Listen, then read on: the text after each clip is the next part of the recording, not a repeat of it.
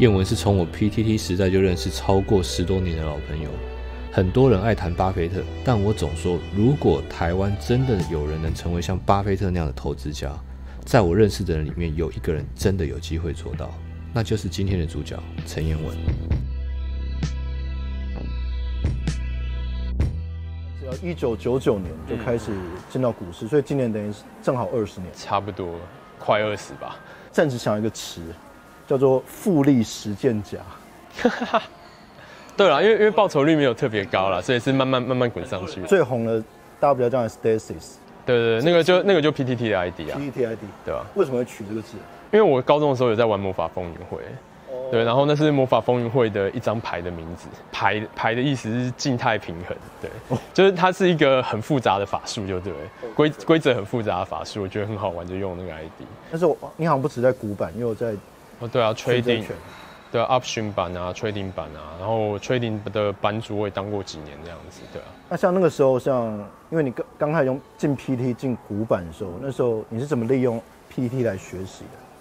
其實也不見得是學習，應該就是說你 po 一些文章嘛，那你的文章如果有點料的話，可能就會吸引人家去跟你站內信啊，對吧？然後反正久而久之，你就會慢慢累積一些人脈資源出來，這樣子。那在 PT 你有認識哪一些你印象中比較厲害的朋友 ？JG 算一個啊，現在還是有一些，但是就是跟我一開始在 PT 有在交流的人，已經是完全是不同掛了，對吧？像以前有什麼小娘啊，然後 Zero Hero 也是，他之前有當過版主嘛，對吧？DDK 啊，還有另外一個前版主伊恩利啊。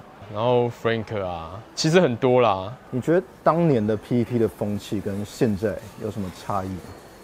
因為反正人越多就越亂啊，對啊。然後討論風氣就，因為我只能講說，我現在比較少在看 PTT 了啦。我現在比較沒有好的方法去篩選 PTT 比較好的文章。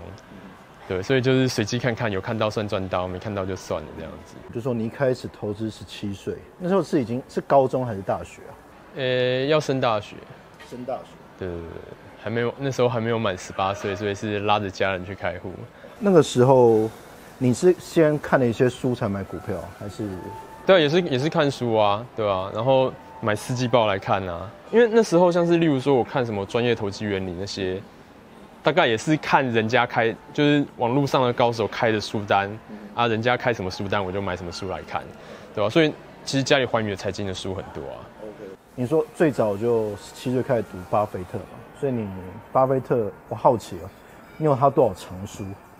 國外有出幾本就是專門在講巴菲特的投資方法的書，應該都有啦，早期的，但近幾年的我可能就沒有買了。就是因為其實說出來觀念就是那些而已啊，而且到後來就是反正你就每年去看他的那個股東信啊，好像在你的網站也有特別收錄。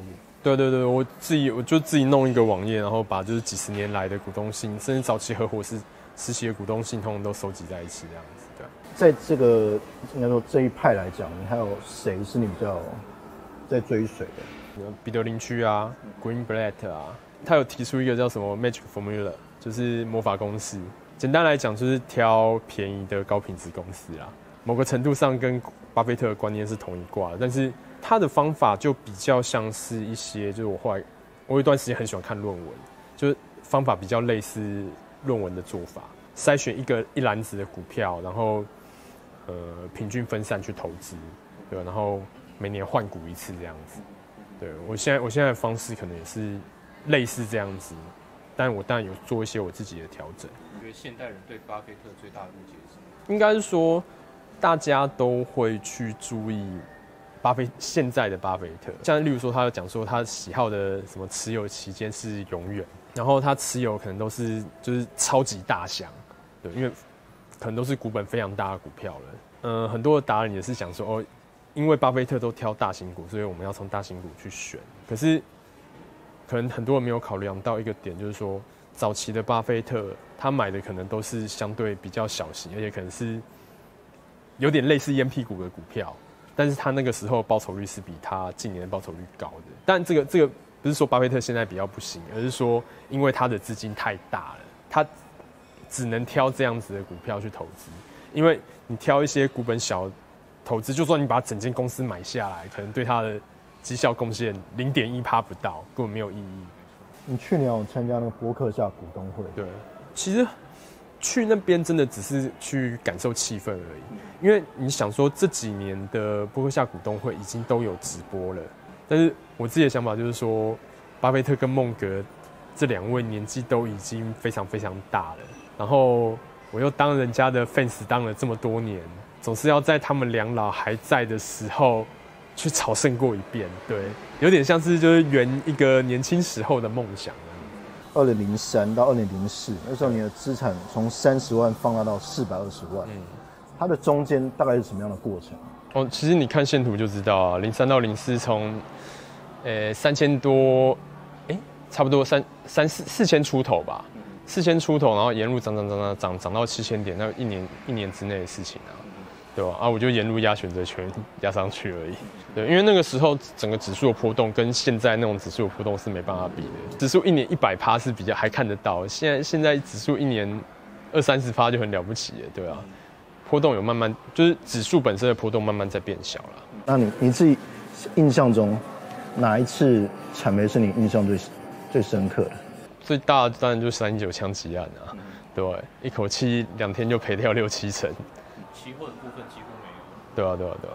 看是剩5000塊的，第二天差不多吧。第二天剩5000。对啊。那时候股票部位大概就剩140了。对啊，因為現股那一塊投資就沒有槓桿嘛，對啊，當做緩衝啊，結果後面真的被我踩到有史以來第一次大雷，那就沒辦法。這個會影響到你後來整個，結果後來你就變得很分散的投資。相對來講，槓桿就用比較小了，而且後來資本大到某個程度的時候，你就覺得說，這些錢可能工作賺不回來了，光靠工作可能很難賺回來，對啊，所以就防守就比較偏防守型啦。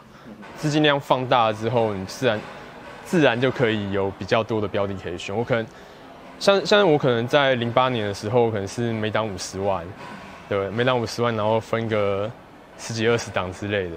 到現在我可能是每檔100萬，我可以撒個幾十檔，對啊。那你有做期貨跟選擇權嗎？有啊，一直都有啊。現在有做？現在還是有做啊，對啊。但是就是一個輔助拿來控制，就是整體的那個持股水位的工具而已。对，也没有特別用大的槓桿。你本身沒有在做空？有，我會做對沖，就是我可能有多頭股票一籃子，空頭股票一籃子。但是就是怎麼講？你看一些歷史數據，你就會知道說，2000年的科技泡沫，如果你去做多好股票，做多一些數據上看起來是好股票的股票，放空一籃子數據上是壞股票的股票，你會被嘎死。因為科技股泡沫的時代，沒有獲利的股票最會漲，它只要掛一個.com，可能就翻了好幾倍。在那個時代，就是基本上跟科技扯上邊的公司都會漲到一個 ridiculous 的地步。對，所以你堅定放空壞公司，你會在那種狀況下你會死。在那個年代最有名的例子就是那個嘛 ，Julian Robertson， 對吧？老虎基金，對，老虎基金就是因為放空那些科技股泡沫的公司，最後虧太多解散基金啊，對吧？雖然最後證明他的基本面看法是對的，因為那些公司大部分都掛掉了，但是他沒有辦法撐到那個時間點。另外一個例子就是說 LTCM。他做的組合最後應該是可以賺錢的，但是因為他槓桿用太大，當標的的走勢可能不是股價，因為他那時候好像是俄國的債券吧，對，當他的標的的走勢跟理論值發生偏差的時候，只要偏差一點點他就掛了，就算他最後是最對的也沒有用。你做所有的空方部位都會有這個危險，因為空方的虧損是無限的。你做多那個標的最多就是虧到0而已。如果你沒有用槓桿的話，所以我在放空的時候我都會很小心，我一定會設一個價格停損。做多就不一樣了，做多我可能不一定會設價格停損，做空我一定會設。有人長期 follow 你的粉專，感覺你是一個追求 CP 值的人，這個跟你的選股的哲學有沒有觀點是？我的家人包含我自己都算是比較神的，對，然後所以在某個程度上選股票也是有類似的性格，就是盡量能撿便宜就撿便宜。投入股市對你覺得最大的滿足感就是什麼？其實很多的時候就是驗證自己的想法，對，驗證自己的做法，對吧？那現在你因為是做投資公司的專業經理人，你這樣一天是怎麼過的？我自己開了一間投資公司，然後我也有去入股另外一家投資公司。我平常白天的时候，我就是去那一間公司，对，我就是去人家的公司，然後看盤這樣子，對。然後下午如果有覺得有趣的公司，我可能就去跑法說會之類的，對，就比較像是研究員的生活啦。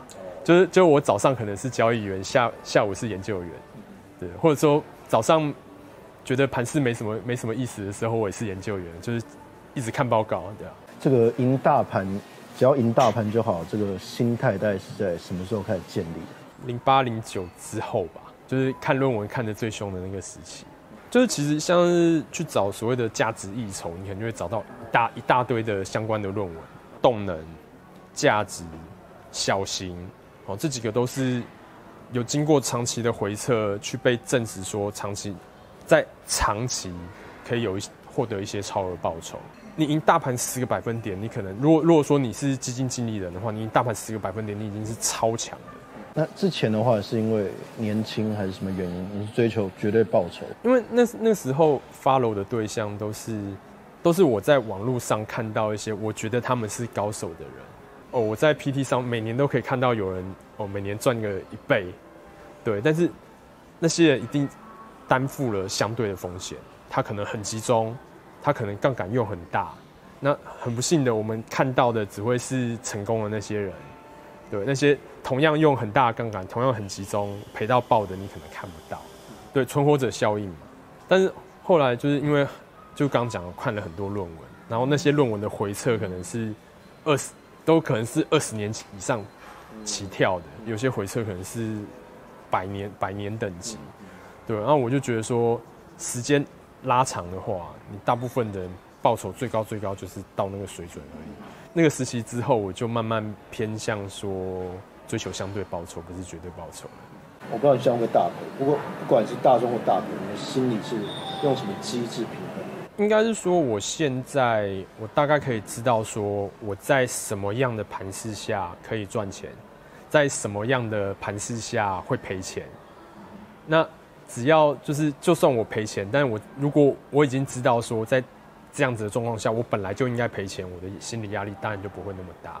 例如說，以去年的盤勢來講的話 ，Q1、Q2、Q3 大概就可能500點、1000點不到的行情在上下震盪。